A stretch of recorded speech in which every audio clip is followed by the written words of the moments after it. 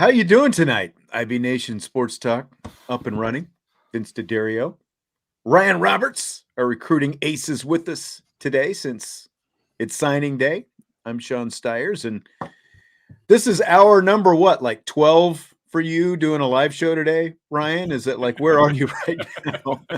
Well, it's only the second one, Sean, because the first one was 6 hours, so it only counts as one. Though. Only counts as one. Not quite as far. Well, we've got a lot to talk about today. There are already people in the chat talking about Peyton Bowen. Do you want to start with that? Do you want to give some overall thoughts on the class first? I'll say this.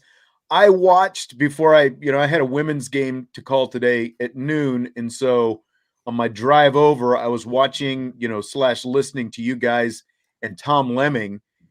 Tom had some gems. He was dropping bombs in that little conversation you guys had. Vince and I are talking about a lot of things that Tom Lemming had to say in rapid fire here in a little bit. He was dunking on Brian Kelly and all kinds of good stuff. So, Ryan, I'll let you start, and we'll just start queuing up questions because we've got them coming in hot and heavy already.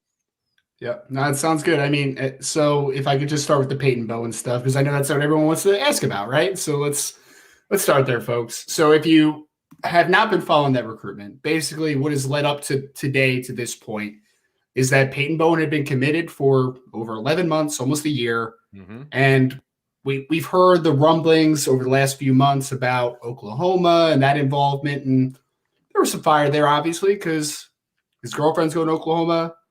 His best friend, Jackson Arnold, the quarterback, is going to Oklahoma as well. Obviously, they are also offering things behind the scenes that we all understand what that means, right? So there has been rumblings, and then all of a sudden, Oregon comes into the picture last week. You're just like, when did Oregon get in this conversation, right? And then there's conversations. Brian reported upon what Oregon and Oklahoma were offering as their pitch.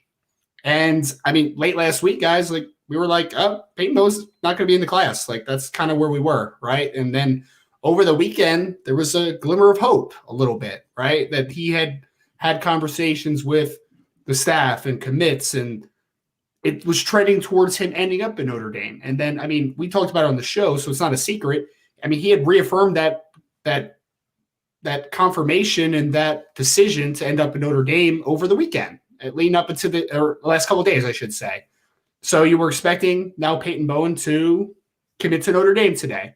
Well, it's like midday. You haven't gotten a national letter of intent in yet, right? He's got a little press conference at noon Eastern time, but you're expecting that national letter of intent to come in beforehand. Usually those press conferences are more a formality at that point, right? You're writing on like a piece of paper. You're not actually writing on a national letter of intent. So he shocks the world when he gets there, and he picks Oregon Ducks, which if it wasn't going to be Notre Dame, I thought it was going to be Oklahoma. I mean, that's just where we were with it, right? And then so that happens. You're confuzzled, right? You're looking around. You're putting the pieces together. You're trying to figure it out, and we are here now at 6:06 Eastern time, and Peyton Bowen has not signed his national letter of intent to the University of Oregon. So a lot of rumblings. I'll say this, as of what I can say right now is when the truth comes out, the truth will come out. And but as of right now, Peyton Bowen is not signed with any school, and it is a strange recruitment to say the least. Yeah, which is ongoing, which is the crazy part. Like I just yes. Milton fan 15 wants to know if you've ever seen anything like this before. I mean, I don't follow, recruiting, as closely, but I don't remember any stories like this. There was Braden Lindsay kind of went back and forth a little bit. And interestingly enough, Oregon was a school involved there, but there wasn't this kind of drama leading right up to signing day and then on signing day with him. I'll say this, Sean. I mean, Eddie Vanderdoes was someone that asked to be out of his national letter of intent after the fact, right? Remember so that. That's like only Notre Dame connection you can kind of make in my head anyway right now. Yeah. But I'll say the only one that comes to mind is when Zach Evans, who's now at Ole Miss, that went to TCU, came out of North Shore a few years ago. Like he was supposed to commit to Alabama, I think, at the time, and then he never signed his national letter of intent, and then it kind of went, and then all of a sudden TCU was his pick, and people were like, you never even visited TCU before. Like, why is that your pick? So if there's any correlation, I guess maybe that, but it's a very bizarre situation, one that we haven't really seen in Notre Dame. So that's it's definitely a different one, to say the least. There are a lot of people trashing Peyton Bowen right now. Let's just pump the brakes, because there's a lot of things, and a lot pulling at Peyton Bowen, I think, in a lot of different directions right now. And he's a 17, 18-year-old kid. Let's remember that. Think about when you were 17, 18. Yeah. If someone did dangle money in from you, and then you've got your girlfriend involved, and you've got your dad involved, and you've got your mom, and there's a lot going on here. Let the thing play out, because I guarantee you this: if Peyton Bowen ends up at Notre Dame, you're going to love the kid. You're going to go from whatever you're saying about him right now, you're going to love him as long as he stays here, obviously. Yes. But this is still a young guy, trying to make a decision that's going to affect the rest of his life. Right. And again, he's being pulled in a lot of directions, I think, right now.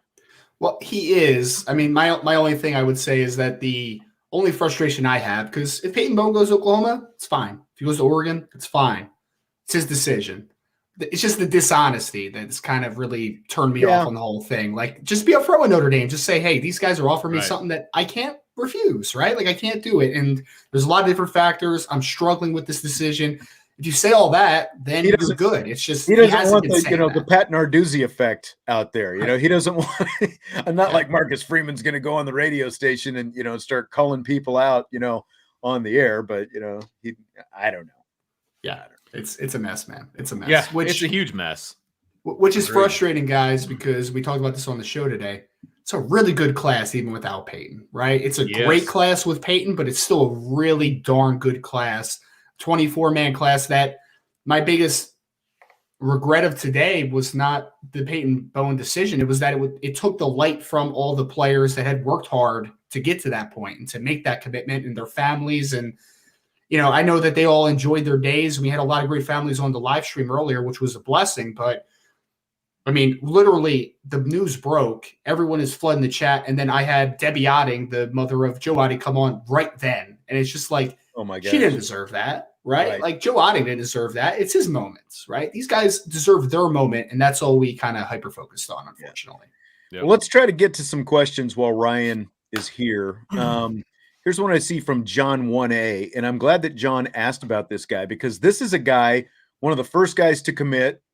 I think it was right after Keon Keeley, if I remember right. Really early, Brennan Vernon committed to the class, and I've been kind of wondering, like, there's not as much kind of hype right now about Brennan Vernon. Really good, defensive lineman from the state of Ohio. I think he's ranked like the second or third best player in the state of Ohio.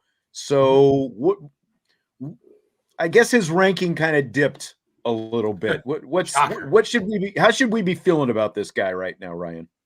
I mean, if anybody wants something to pick themselves up today with everything that happened, go listen to Brennan Vernon's video that the Notre Dame staff kind of put out earlier in the day, like the creative media department. It was fantastic, man. Like, he is a man of few words, which, to your point, Sean, your question, why is Brennan Vernon continue to dip in rankings and people don't talk about him enough? It's because he doesn't care. He doesn't give a flip about media. Like, he doesn't care. He doesn't talk to anyone. He's not a social media guy. Wasn't he good? Come on. He doesn't talk to the media. He doesn't do the social media thing. He just loves to play football, man. He's a good student, and he found his home at Notre Dame, and that's been it. And he hasn't returned phone calls since he made the commitment, over a year ago. Like, that's just who he is. He loves playing ball, and he wants to get a good education out of it, right? So that's kind of why it's dipped. But I mean, to everyone's point, I see him flooding the chat. Brennan Vernon, I think, is going to be a really, really good football player at Notre Dame. He's 6'5", 275 pounds, super physical, and he's got a frame where he could eventually be a 3 technique, I think. I think he can get up to 300 pounds eventually. So he's a really tough, hard-nosed kid. I think he's got leadership qualities to him. He's one of those guys you gravitate towards, not because he's going to, hype you up and do the rah-rah thing, because he leads by example and he doesn't talk about it. Like, he's just that type of dude. So he's just been a little bit undervalued because he doesn't care about what media thinks about him. So. All right.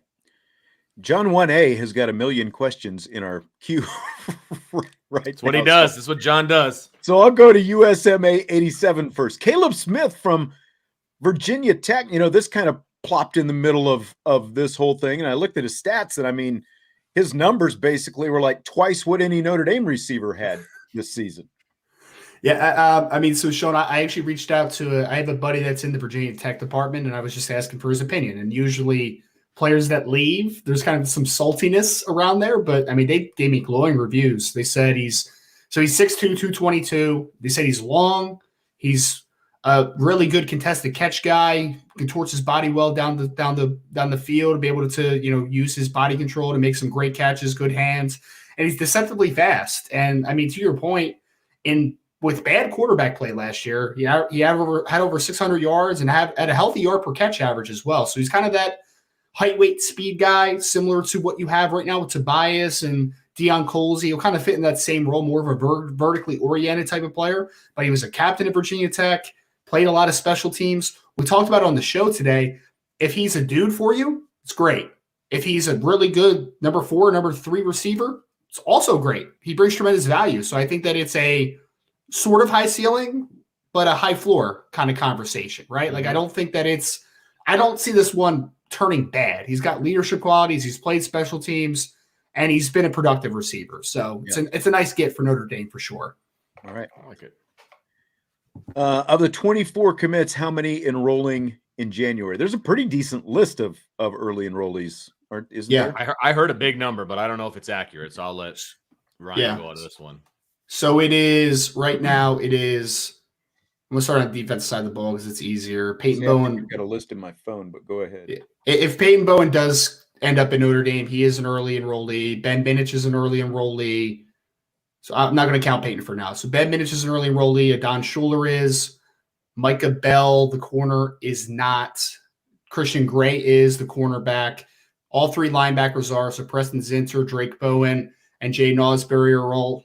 No defensive lineman is, if I remember correctly, maybe one is. I think Devin Houston might be. Yeah, let's go with Devin Houston might be. Yeah. Offensive line-wise, only one, Sam Pendleton. Anyway. Yeah. Wide receiver-wise, 3 out of 4, so that's 11. And then you have Jeremiah Love and Kenny Minchie. So as of right now, there are 13 early enrollees, 14 if Peyton Bowen ends up in the class. Right. Did you say Minchie? Is he enrolling early as well? Okay. Yep. Okay. All right. So I mean, that's a pretty good chunk. That might be the biggest. Yeah, that might be the biggest early enrollee class they've ever had when it's all said. Remember, it was like 3, 2, maybe 4. Now it's 14 or 13 or whatever. As my flag's falling down in the back, there's actually a couple players that would be able to, but there's like some schools like De La Salle, for instance, that does not allow players to enroll early. So Cooper Flanagan's not allowed, unfortunately. But yeah. Is there a position group in this 2023 class that can rival the Notre Dame cornerback room athletically? It's a good question. I mean, is there a position group on the 23 roster that can rival the Notre Dame cornerback room athletically?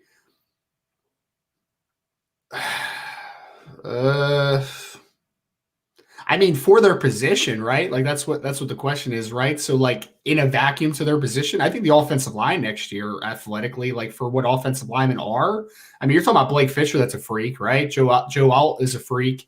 You're bringing in a Charles Jagasaw in the spring, that is a freak as well. So I mean, I think comparative to what you need to be successful at a position, offensive line might be in the conversation, as weird as that sounds. But, I mean, quarterback group next year, guys. I mean, you've got Benjamin Morrison and Cam Hart coming back, obviously.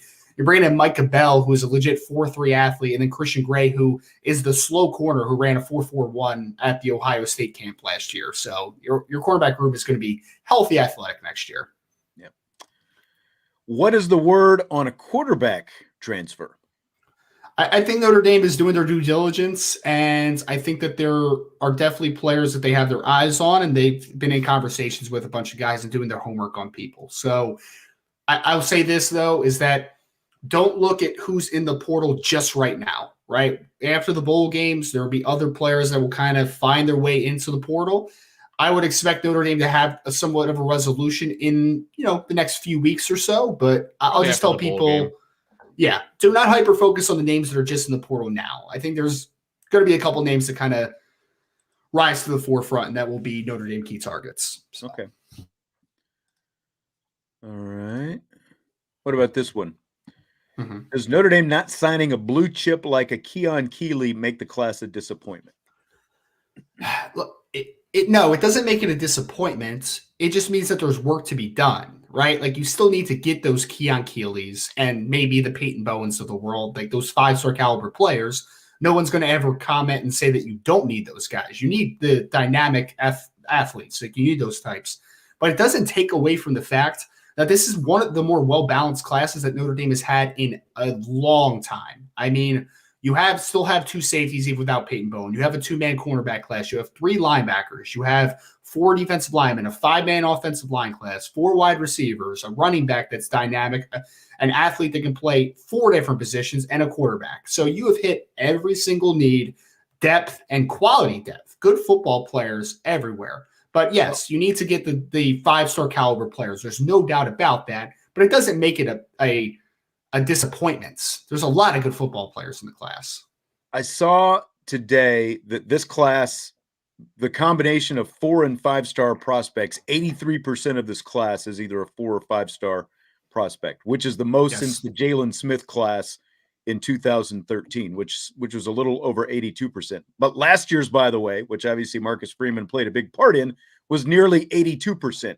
The rest of Brian Kelly's tenure, besides 83, he was in the 40s and 50s more than he was, even in the 60s and 70s. So, like, when you look at where this is trending right now, you might not have that big stud, that you'd like a Keon Keeley or, maybe even a Peyton Bowen. But just what you said, just across the board, there is a ton of talent in this class. And when you stack it with last year's class, and then if you stack another one together, which there's no reason to expect that they're not going to stack another one together like this. I mean, that's what you're talking about, where the whole roster is comprised of that rather than, just these 1 or 2, handful of guys. Yeah. I mean, I think it's the depth 100%, Sean. And I would even extend that because we had a couple guys on the show today that are even going to just be preferred walk-ons for Notre Dame, there's a kid named Luke Tolick who is out of the state of Wyoming that literally has offers from Utah, Washington State, Oregon State, a bunch of Pac-12 schools playing in the state of Wyoming, and he's coming to Notre Dame as a preferred walk-on. Jordan Faison, who is playing lacrosse at Notre Dame as well, he has an offer to play football at Iowa, and he's coming as a preferred walk-on. Like, Notre Dame's getting some guys. Henry Garrity, who I think dad played basketball at Notre Dame once upon a time, who had 12 scholarship offers, guys, 12 scholarship offers. He's coming to Notre Dame as a walk-on tight end. So even from the 24 commits down to the preferred walk-ons, Notre Dame is acquiring and identifying a ton of talents. Don't let anybody lie to you in that sense. All right. Ryan, I don't know how quickly you've got to get going. If you need to go, I got 1 or 2 more in me. I got 1 or 2 more. Hey, chug a Gatorade and let's go. Yeah, that's right. That's right. Let me It's vitamin water, Vince. It's vitamin water. I'm sorry. I gotta go Gatorade. They pay some of my bills, so Gotcha. Yeah, I'm loyal. I'm loyal to the NIL bag. Okay. Make some of us. I know where my bread's buttered. How do you think this class is going to impact the overall attitude of the roster by the start of fall camp? I think that's the biggest thing, John, and outside of just the the acquiring of talents, right? Is that this class there's some attitude in the class in a good way, and there's some guys that have a lot of swagger. Like, I think about like the wide receiver room with a Jaden Greathouse and a Braylon James. Like, they're going to be 2 of the more confident players in the room the minute they step on campus. Does that mean they're going to start as freshmen? That's not what that means. But what it means is they're going to give you an influx of attitude and confidence that you need at certain positions. The offensive line group, it's a 5-man class of guys that like to block to the whistle. They're incredibly physical football players. They bring an attitude to their position. The defensive line, although you don't have a Keon Keeley in the class, you have size everywhere and you have physicality. Drake Bowen is one of those guys that just exudes confidence at the linebacker position. Like, you have confidence and attitude everywhere on this roster coming in the 2023 class. And honestly, I think, and I've said this on the show before, and I mean, even with Vince, I think it points that I think that there was one thing that I consistently talked about with this group this year from a 2022 Notre Dame football roster is that I felt like there wasn't a lot of juice consistently, right? Like, you didn't see kind of that swagger. You didn't see that confidence. You didn't see a guy to kind of get in people's faces all the time and give you that type of competitor, right? And I think that this 2023 class is going to bring a lot of those types of players. I just want to jump on this because it's a big picture question, right? And it's not specific to recruiting specific guys. But for me, I think you could take 22 class, you could take the 23 class, because they're starting to stack classes now, right, where guys are coming in expecting to get a shot to play. Like, it's not like they're bringing in a bunch of developmental guys. They're bringing in guys that have confidence, that have talent, that are going to make this roster better. And anybody that's on the roster, you can feel comfortable for this year, but you better, be looking behind you, because guys are coming up and they don't understand what it's like to be on the depth chart. They want to be at the top of the depth chart. You know what I mean? I think that's fantastic. You want as much competition as you can get. And if they keep stacking classes like this, I think it's going to be fantastic. Absolutely. All right. Clinton, who in this class developing into a 5-star performer and possibly first-day NFL draft pick? Yeah, I mean, I think when you're talking about guys going first day, you're talking about guys that need exemplary traits to be those types of football players. So, the guys that immediately pop off is one. I think Charles Jagasaw is the first guy that pops off to my mind, the offensive tackle, because he's 6'6 plus, 300 plus pounds with vines for arms. He's going to be a tremendous athlete on this level. So he's a guy for sure. I think one or two of the wide receivers could be in that contention potentially if they're developed properly. Jeremiah Love, a running back, I think has some of that talent to be that type of dude. And then defensively, I think you look at the quarterback group that you have this year for Notre Dame. There's linebackers, I think, in the conversation as well. But if a Christian Gray develops at 6'1 with 4.4 flat speed, that could be a guy. The Micah Bell is going to go in the combine and run 4.3 low and be that type of athlete. Could he be that guy? I mean, it's possible. So I think the real fun part about this group is that you have a lot of bordering on elite talent in this class athletically at some spots. Like, even without Peyton, right, the cornerback group next year, it's going to make it much more athletic. There's no doubt, to an already athletic group. The offensive line is going to continue to get more athletic. The wide receivers are going to continue to get more athletic. And Jeremiah Love getting pushed into that running back group, I think he has an argument from the day he steps on campus that he might be the most athletic running back on the roster, which I think says a lot for a roster that has guys like DeDario Price on it right now. So I think there's a lot of next level talent on this team right now. All right.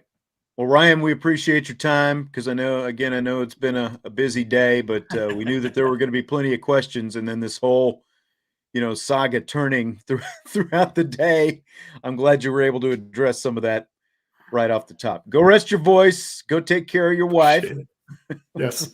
Appreciate it, guys. Thank you so much. Make sure to tune in tomorrow to the show. We'll be talking a lot more about recruiting if you guys want it. So, all right, thanks, guys. Great work today, Ryan. I had you on in the office. It was good stuff. He's gone. I cut the Christian Gray stuff too. I don't know if you caught any of that with Christian Gray and his mom coming on. That was funny. They were. I was in and out. Some kind of singing stuff that was going on. I was listening to that when I was coming back from the basketball game today. Yeah, I was in and out, but I had it on the whole time. But then when I had a kid in there, I would have to turn it down and the whole thing. So I was following along, but man, you want to talk about some twists and turns. Like, I was not anticipating that. But anybody that wasn't on this afternoon, there was some great interviews, man. I mean, they had commits, parents, they had Tom Lemming, which you and I are going to talk about. I mean, it was kind of a star-studded guest situation. It was pretty impressed. I mean, they kicked it off with Tom Lemming right off the top. Yeah. I was sitting there waiting, and it was like 5 after, and it's like, wanted to be salty and jump in the chat and tell Brian and Ryan that they were on the clock. And I know, right? And then they got started, and boom, right off the bat with time. I enjoy the Tom Lemming comments. I'm sure you had a chance to see some of them that I sent. I saw the ones you sent to me, but I did not see him live, right? So I'm actually looking forward to kind of going back and listening because I think and it's I'm right sure off the Brian's top, going to put it up. Yeah, you can find it right away. But so I was sitting there and he said something. I was like, interesting. Then he said something else. And I'm like, I got to start taking notes, man, because this is too good right here. So we've got some Peyton Bowen. We've got a lot more people jumping in here since the show started. And don't forget, hit the like button if you would, subscribe, rate us, review us, leave a 5-star rating on your podcast platforms. Go deep once, what's this I'm hearing about Peyton Bowen still not sent his letter of intent in, and Dropping Dimes wants to know how Vince feels about the Peyton Bowen saga. And as of the start of this show, the comment about Peyton Bowen apparently has had some kind of change of heart. Like he is apparently potentially reconsidering his commitment to Oregon, and he has not signed his paperwork yet. Correct. And the reason for reconsidering is apparently Notre Dame. So, Vince, they wanted to know how you feel about this. Go ahead.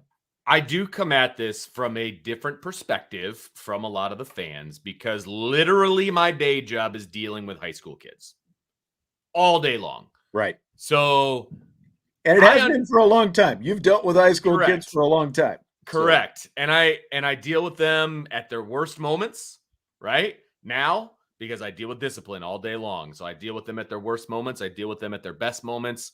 Kids are going to make mistakes. Kids are going to make decisions for the dumbest reasons possible. And I'm not necessarily saying Peyton made a dumb decision or whatever, but I do understand the teenage brain as much as you can possibly understand the teenage brain and the decisions that get made for the dumbest of reasons. If he ends up wanting to come back to Notre Dame, did he make some decisions today that irked me as a Notre Dame fan, like putting the Notre Dame hat on and kind of tossing it away? And the fact that, he said one thing the night before and then did something else the next day. Yeah, I mean, of course it bothers me. There's no doubt about it as a Notre Dame fan. But I also understand that he's 17 or 18 years old, and it's not a pass. It's a fact, right? Your brain isn't even fully developed till you're like 25 or 26 years old. He made a rash decision. He clearly didn't even ask his mom or let his mom know what was going to happen. Didn't run it by her, based on the reaction that she had, right? And so, did he make the wrong decision? I don't know. If he goes to Oregon, good for him. If he goes to Oklahoma, good for him. If he comes to Notre Dame and he balls out, not many people are going to remember what happened on December 21st, 2022. Right. I'll just say that. The kid's really, really, really, really, really, really good. There's a reason he was in Notre Dame's class for as long as he was. There was a lot of relationships formed there. Maybe he made a decision. Maybe he didn't, or the wrong decision. But at the end of the day, if he corrects that decision, and I say correct as in if he goes to Notre Dame, whether that's correct for him or not, corrects it from semantics, this perspective, right? Yeah. But if he people corrects, in Oregon are saying something different. Of people course. in Oklahoma are saying something different. If he corrects the decision and comes to Notre Dame and he ends up with a Notre Dame degree and he ends up having a great career at Notre Dame, he's going to look back and be like, yeah, I made a dumb decision, but I made the right decision at the end of the day. Right. And you know what? I'm okay with that.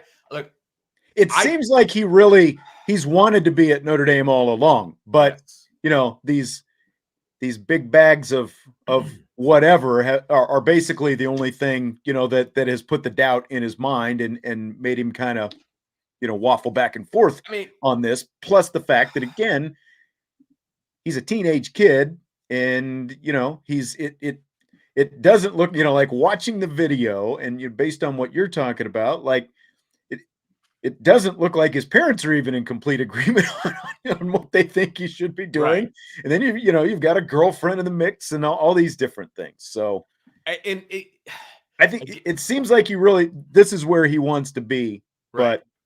But I will say that what probably happened, and this is me extrapolating from watching the video and understanding what a family dynamic is like. My guess is once the camera stopped rolling and they got into a room, mom, dad, Peyton were like, okay, we all need to be on the same page here as far as what we're doing.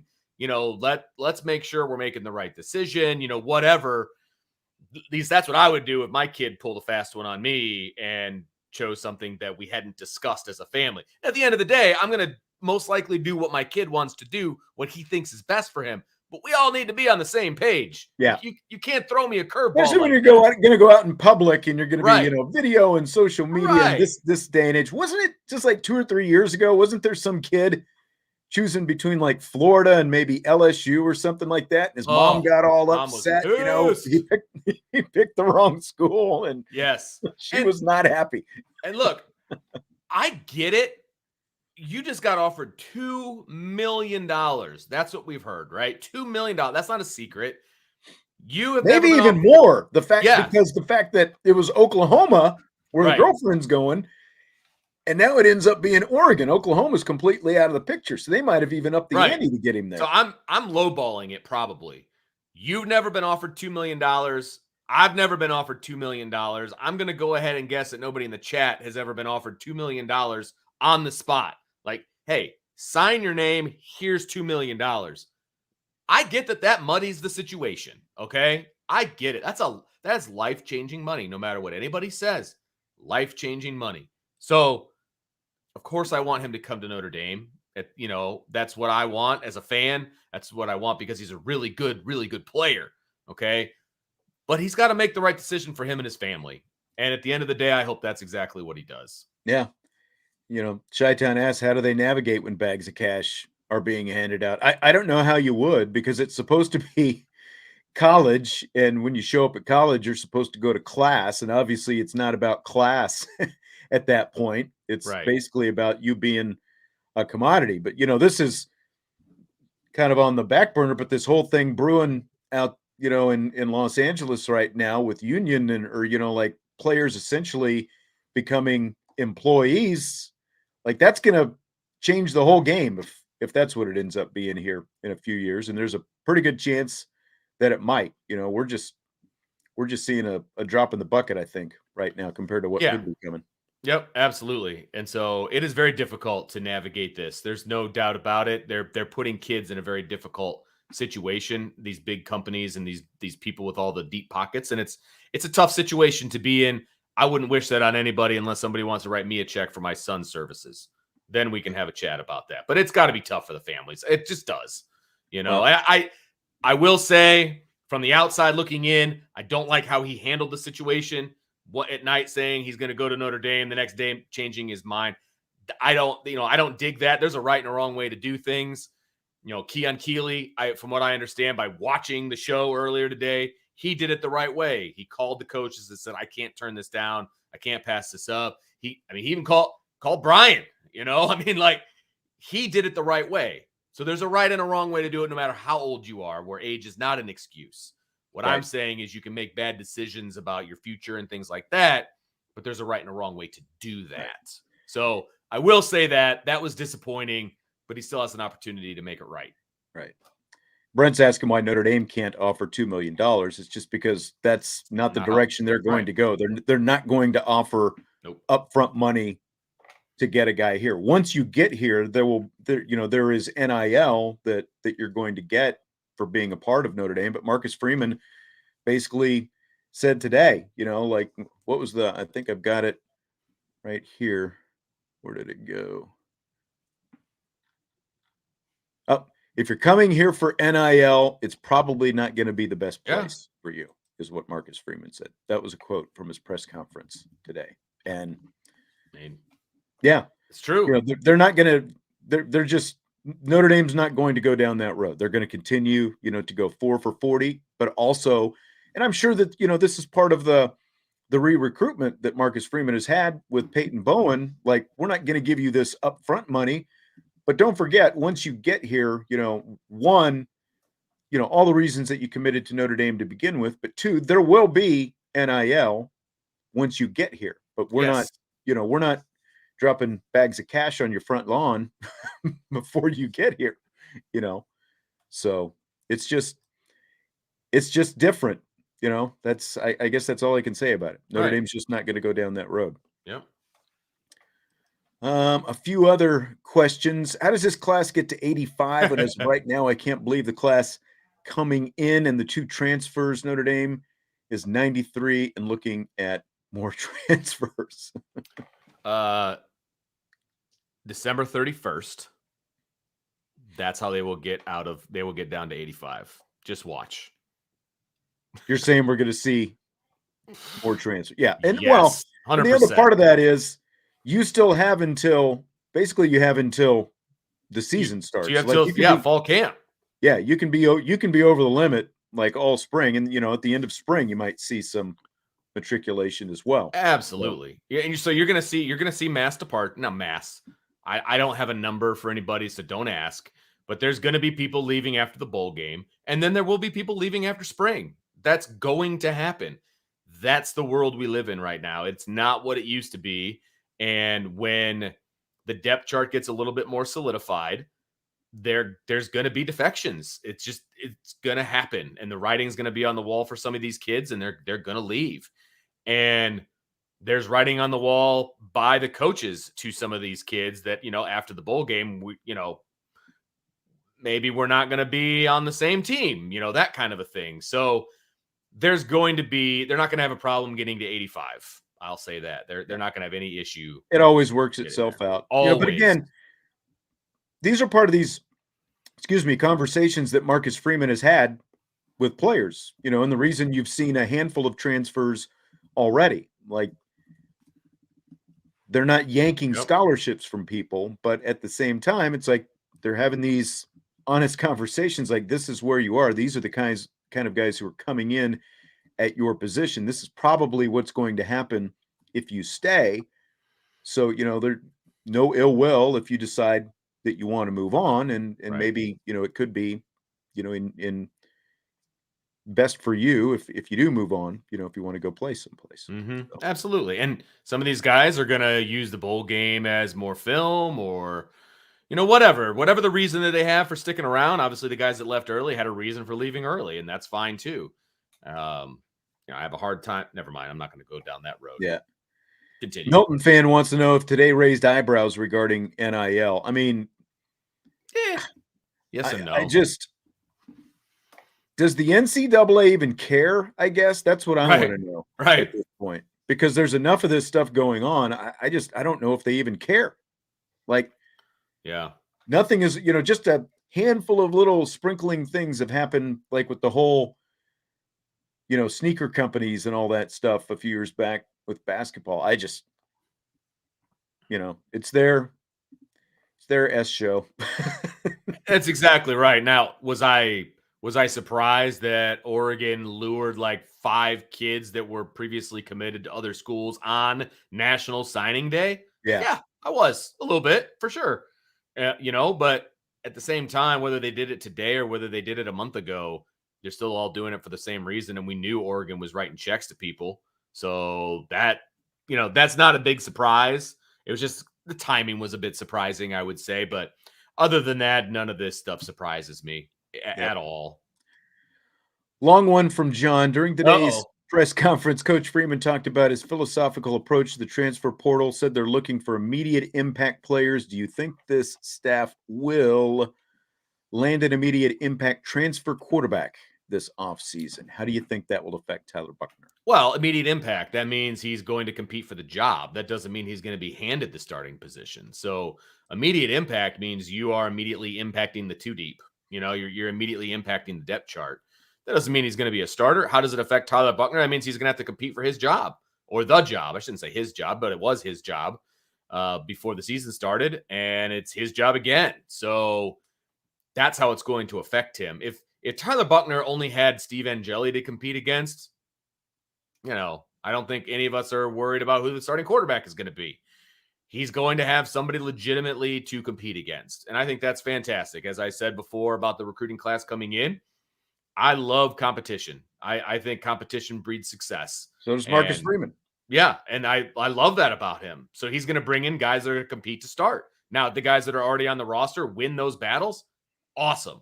That means they earned it, and that means they deserve to be on the field. So let's see what happens. So as far as an impact quarterback, yes, I think they will find an impact quarterback. But to me, the definition of impact quarterback is that he's going to compete for the starting position. Yes. Notre Dame's not handing out starting spots to anybody in the transfer portal. They're not. It's interesting because I am seeing names, like Devin Leary, I think is what Kentucky, I think is where he's going. Some of these guys, I saw today, DJ Uiagalelei might end up at Hawaii. I saw that. Is his next school. So which is interesting, but so these guys at the top of the list are committing to different places. So I don't know. They obviously want a quarterback. I know that they have, at least been talking to some. Who knows how much NIL has impacted some of those decisions? Like guys going to other places. Absolutely. It affected his little brother, who was committed to USC and left to go to Oregon from one NIL spot to another.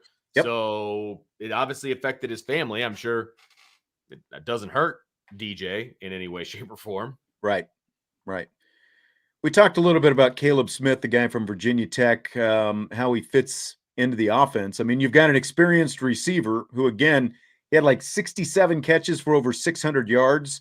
That's double basically what Lorenzo Styles, who was the top wide receiver for Notre Dame this year, ended up with. So I think you can drop him in and he can play right away. He's going to give you a lot of experience. Yeah, he gives you somebody that has exactly what you just said, experience. He knows what it means to play with a quarterback or quarterbacks who aren't the best in the world and still make something out of it.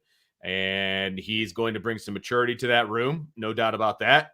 He's going to bring some upperclassmen, leadership to that room, which I think it severely needs right now. And he's going to be a guy that's going to be solid, right? He's going to be a solid wide receiver. Are there guys in that room already with more talent? Yeah, there are. But he's going to be solid. You're going to know what you're going to get from him day in and day out, in my opinion, based on what I've seen on his, from his Virginia Tech film. I think it's a good pickup for Notre Dame. They obviously needed bodies in that room anyway, but they needed a guy that they can count on, and I think this is a kid that they can count on. All right. Well, we've got kind of a slow trickle coming in. You've got to get going a little bit earlier than usual tonight, Vince. So with that, let's go. Ready for rapid fire? Let's do it. Let's do it. Rapid fire is going to still deal with a lot of recruiting stuff. And of course, as always, if you still have questions, we can try to drop them in if we have time. Let's just start with this real quick. Fill in the blank. It would be blank if Peyton Bowen signs on the dotted line with Notre Dame. Hilarious. I'm going to go with hilarious because this has been ridiculous the entire way. I've got people at school asking me, hey, did Peyton Bowen sign? Like, he's not supposed to do anything till noon. And then I saw that he picked Oregon. I was like, oh, okay, fine. Move on. It's fine. And now I get home from Christmas shopping. Yes, I'm still Christmas shopping. Because there's a blizzard apparently coming. I usually wait longer, by the way, but there's a blizzard coming tomorrow, so I had to go out today. But but anyway, I come home and I hear, well, he hasn't even sent in his letter of intent yet. He might come back to Notre Dame. It's like, dude, make a decision so we can all move on with our lives. That'd be fantastic. I'd appreciate that. Yeah. You talk about plot twist. I mean, if anybody watched The White Lotus, like everyone, was like guessing the whole season who was going to die. Because we found out in the first episode there was going to be a death. It's like, who's going to die at the, who's going to be the dead one? And then it's like, I'm not going to give away any spoilers for those who haven't seen it, but it wasn't necessarily unexpected to me. That wasn't a plot twist. This is a plot twist to go through all these turns. And it hasn't even been a week since this whole thing came up that it was going to be Oklahoma and Oregon's offering, and they're both coming at him. It hasn't even been a week. And here we are. It's signing day. He does the fake out with the Notre Dame hat and then an Oregon hat. Mom's covering her eyes and everything else. And, I've seen some other comments in there. It's just crazy. That's all it is. It is crazy. And, it sounds like, and I don't want to get I don't know if people are pulling for it or against it at this point, but if Notre Dame wants him, it sounds like they can probably have him at this point. That's the crazy thing. And it is, again, I said it earlier and I'll say it again. As annoyed as I am by the whole situation, right? If he decides to come to Notre Dame, as the coaching said, you take him. I mean, he's that good of a player. You obviously had a relationship with this kid going back years at this point. You thought he was good enough to come to your school. He was committed to come to your school. If he decides to come to Notre Dame, you take him.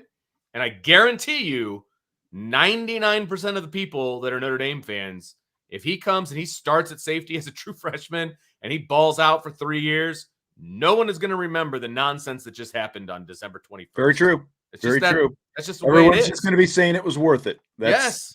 That's what it's going to come down to. Absolutely. Matt with a super chat. Stop calling it NIL. It's pay for play, acquisition fee, whatever, but not NIL. I mean, okay. I mean, it's I true. don't disagree with you at all. I'm actually all for NIL. I have no problem with NIL. I have a problem with it's the way the abuse of being NIL. used. Yes. Absolutely. The way it's being used for recruiting is ridiculous. It is meant for guys who, like Michael Vincent, for example, right, at Notre Dame. Yeah, his nickname is Milk. He got an NIL deal with a milk company, a dairy company, right? Like, that's what it's about. It's a chance for these guys to make a little bit extra money and do some things entrepreneurial-wise. Doing some endorsements, sign some autographs, whatever it happens to be. That's what NIL is. It's not supposed to be about just drop off loads of cash. Yes. Up front. It's a chance to get a check from EA Sports so you can see your name and face on the video game and they're not being exploited like they used to be, right? That's what NIL is. It is not you get to be an employee and we're going to pay you a signing bonus. That's not what this is supposed to be for. So I'm all for NIL, but not the way it is right now. It's just embarrassing. Completely agree. So Vince, the godfather of recruiting, Tom Lemming, was on the Irish Breakdown signing show earlier today, as we talked about. He kicked off the show. So I got a few different things that he said on the show that I think are very noteworthy. Fill in the blank. Tom Lemming says, this Irish class could be Notre Dame's best class since 1990, and that's blank. Impressive. We all get swept away with the guys that have left the class, the high 5 stars, that have left. Keon Keeley, obviously, Peyton Bowen, Dante Moore. Well, Dante Moore was a silent commit or whatever, but he left, right? So you got 3 5-star guys, and that's what everybody's gnashing their teeth about. It's a really good class. This is still a really good, well-balanced class. And I think people are forgetting that. And they're going to be reminded of it when these guys start hitting the field. And that's what's exciting. And I trust a lot of things that Tom Lemming has to say because he is the first guy that did this. He was going from, high school to high school around the country and writing the books and, doing all the things that he was doing. If he says it's the best class since 1990, that's saying something because there have been some pretty stinking impressive classes in that span of time. Do you know who was in the 1990 class? You're going to tell me. Let's start with Jerome Bettis, Pro Football Hall of Fame. The bus. How about Bryant Young, Pro Football Hall of Fame? 14 guys from that class ended up playing in the NFL.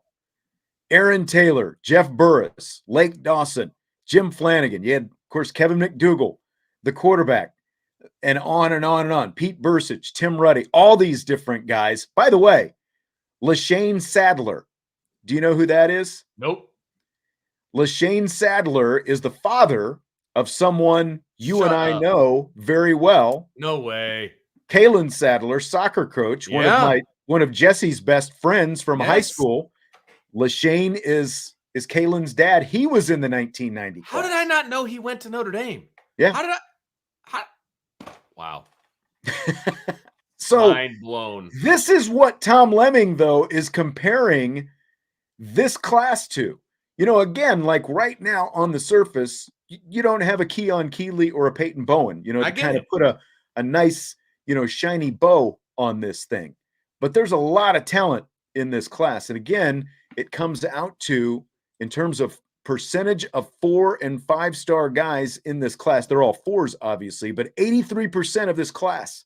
It's the most in the last, it's basically since Brian Kelly took over. His best class had 82%, the 2013 class with Jalen Smith in it. So, and again, you stacked on top of an 81% that they had last year. There's a ton of talent coming in. There's a lot of talent on this class. Don't write it off just because maybe, and it's still a big maybe at this point, maybe you lost out on Peyton Bowen. But like when you hear Tom Lemming say something like that, I mean, it's pretty amazing when you think about it. It is. It's kind of exciting, really, is what it is. I'm super excited for spring ball. I'll be honest with you. I mean, we haven't even hit Christmas, and I'm excited for spring ball. This is, again, stacking class after class, and the 24 class is already shaping up to be pretty stinking good too. So you're going to stack 3 classes in a row of just some dudes, and that's exciting, man. I don't care who you are, and you can legitimately so be upset that they lost the guys that they lost. Legitimately so. I get it.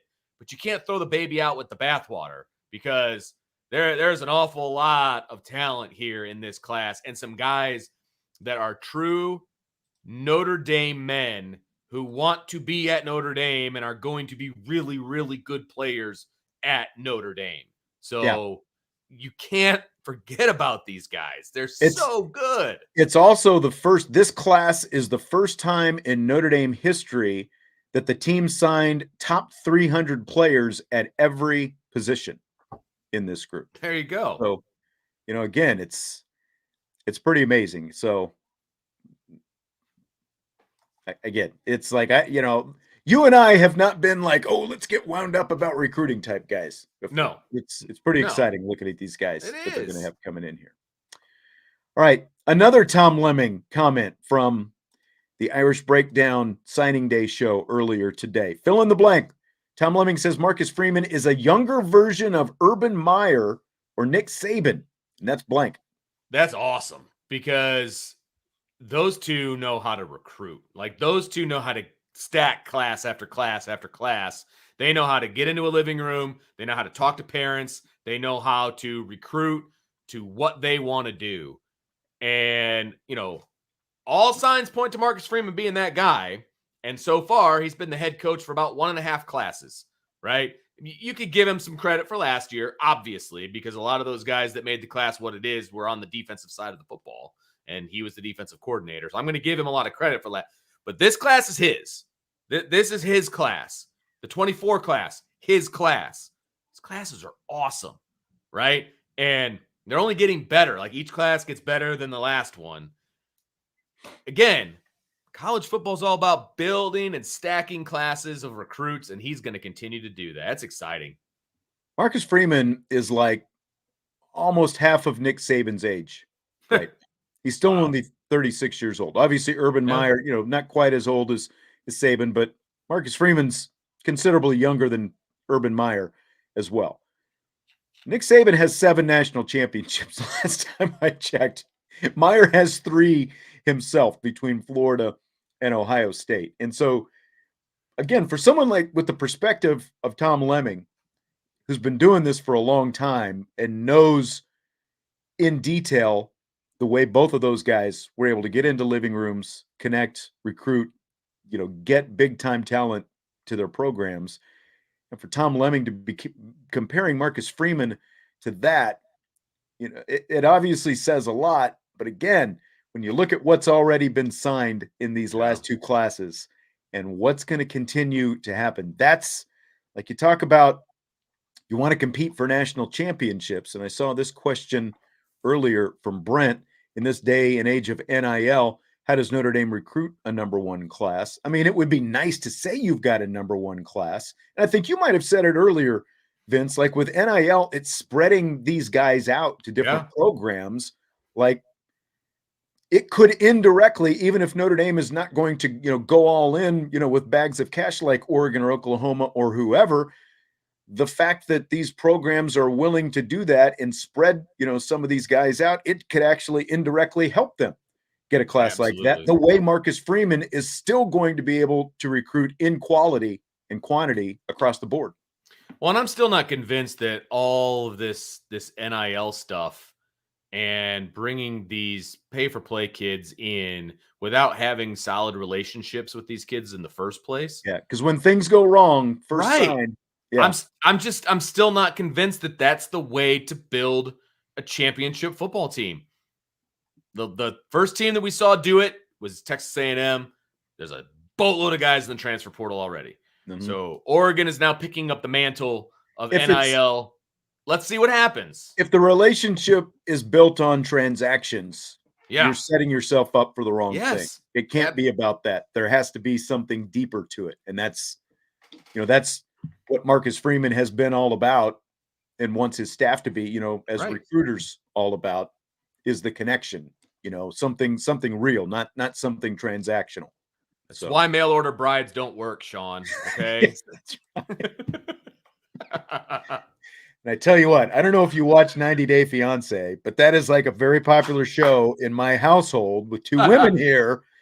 And I see it every time. The mail order thing, it does not work because exactly. One is trying to get the green card, the other is trying to get them here, and there's just drama. There's just drama. That's all it is. And that's what happens when you don't build a relationship based on, yes, trust and communication and all of that. I feel like we're Dr. Phil, but like that's what happens, and that's you why should write a love song, Vince. That's but that's why I like to follow Notre Dame, because they're going to do it the right way, and I'm still convinced. Look, maybe Notre Dame never has a number one class. Maybe they don't. But watch who these number one classes are and see if they stick together. Just see. Yeah, good point.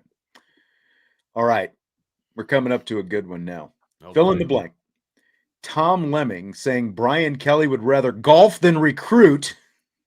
It's blank. It's 100% accurate. We've seen it in person. We've seen it. It's 100% accurate. Oh my goodness gracious. Well, I don't know how Notre Dame ends up with all the guys that want to golf instead of recruit, but they did with, our buddy Ty and Brian, and how does that happen? But look, there's no doubt that that's true. I don't know where LSU's class ended up. I saw somebody ended up pretty good. I did see that one of LSU's commits also went to Oregon today, which I thought was pretty funny. It's like, well, now you know how it feels. They didn't get Christian Gray though. No, they didn't. No, that's a very good point. Baton Rouge. So yep. I think it's hilarious, and especially the fact that Tom Lemming would say that, frankly, because he has boots on the ground. He sees how this stuff operates. He talks to kids and finds out how much the head coach is actually doing, and they're telling him this. I mean, I've never heard from Brian Kelly before. Like, I don't know. Look, Cam, LSU has a better ranked class than Notre Dame. Okay, but what did Brian Kelly say on the way out? It's easier to recruit down there. That's the point. He doesn't actually have to do any work down there. That doesn't make him a good recruiter. It just means he's in a better talent bed. And, they brought in some transfer portal defensive linemen, I think I saw, so, okay, great. He's got a recruiting class. I mean, Les Miles and Ed Orgeron could recruit down there too. So, and I said that from the beginning, like if Brian Kelly's sitting up here and doing what he's doing at Notre Dame and he's looking at those two knuckleheads winning national championships down there, no offense, Ed, seem like a good guy. You're coming, hanging around Notre Dame quite a bit these days, but I just, I know that Brian Kelly is like in our height range, so he's easy to dunk on anyway, but it was just hilarious hearing this live. Tom Lemming just right out of the blue, without any prompting, that just came right out of his mouth. Brian Kelly would rather play golf than recruit. Yeah, I mean, and as far as recruiting rankings are concerned, I don't give a whole lot of. Oh, save that because we're coming up to stars. The last comment from Tom Lemming today. He's the one who created the star system, and Tom Lemming said the recruiting star system is bogus because it's more about offers a player gets than actual talent.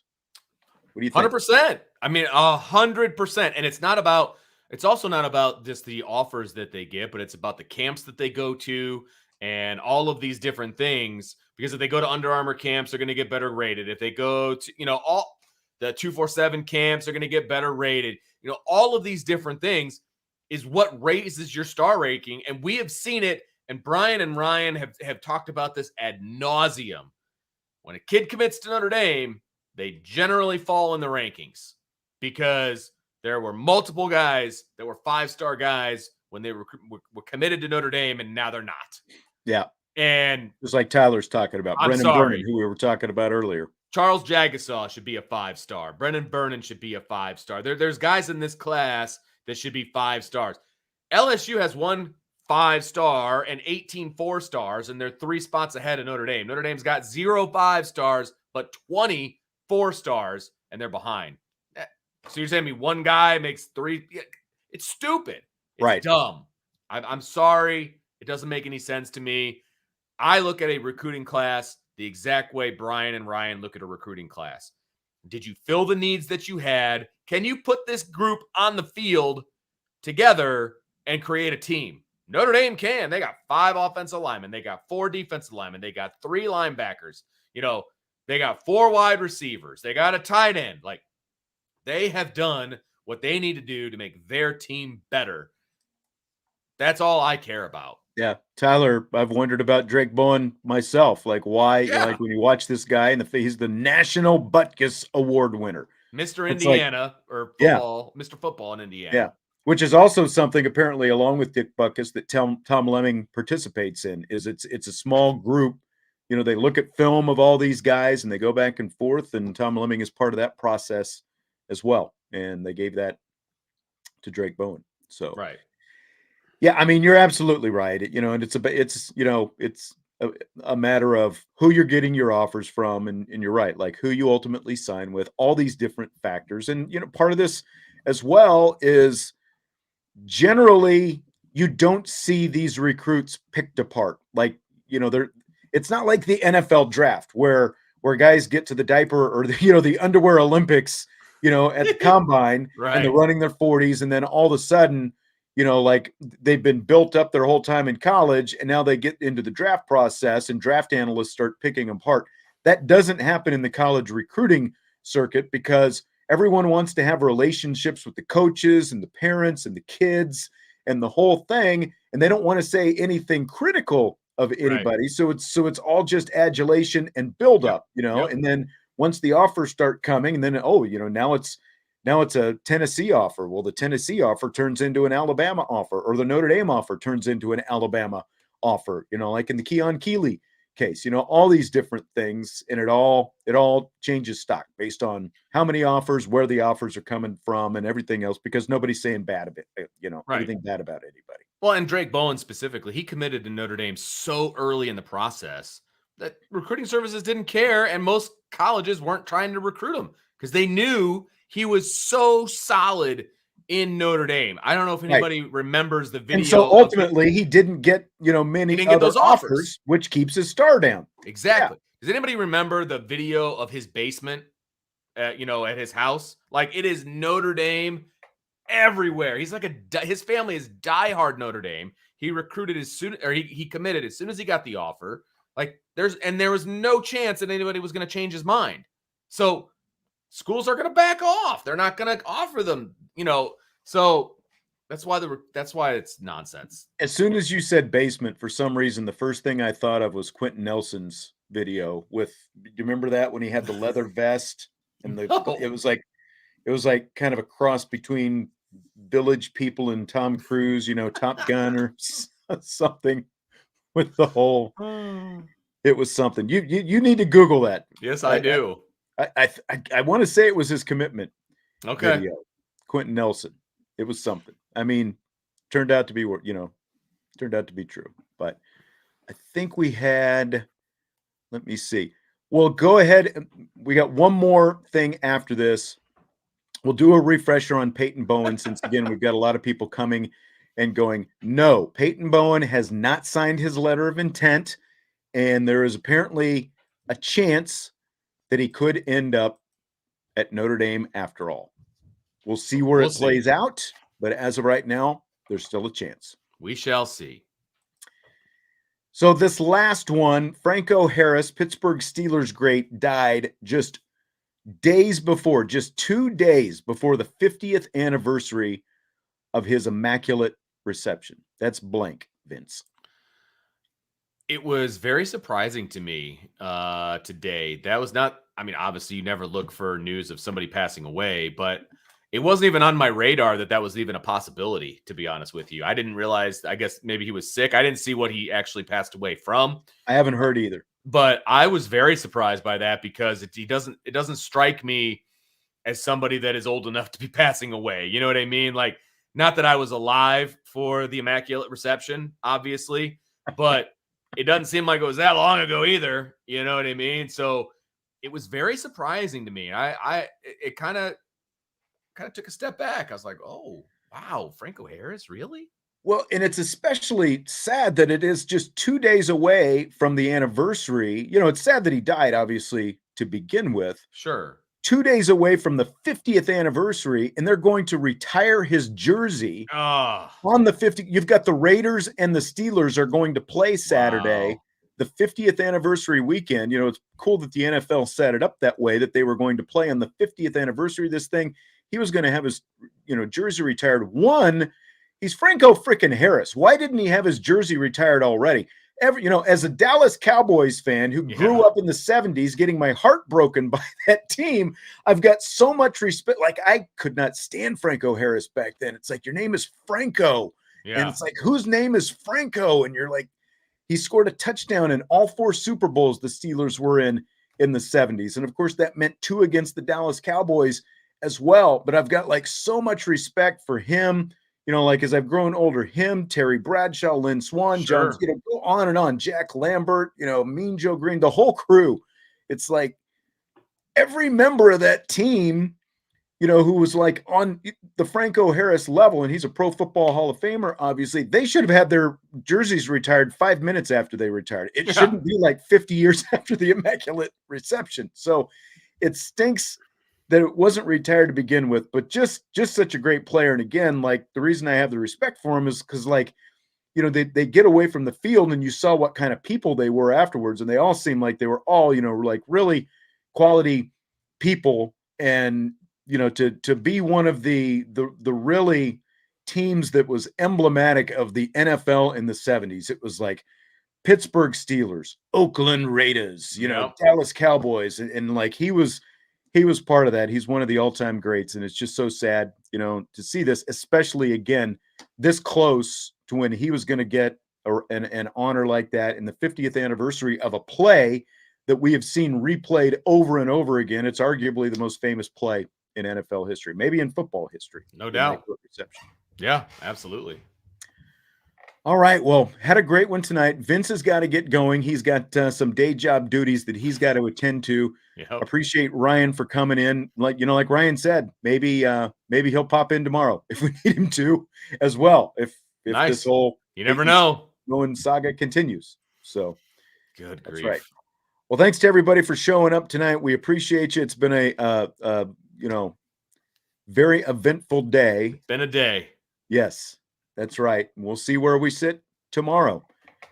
Hit the like button on your way out, subscribe, rate, and review. We will talk to you tomorrow. I think the whiteboard is coming back tomorrow for whiteboard fans. Nice. So be here. I'm going to talk a little Notre Dame offense as we gear up.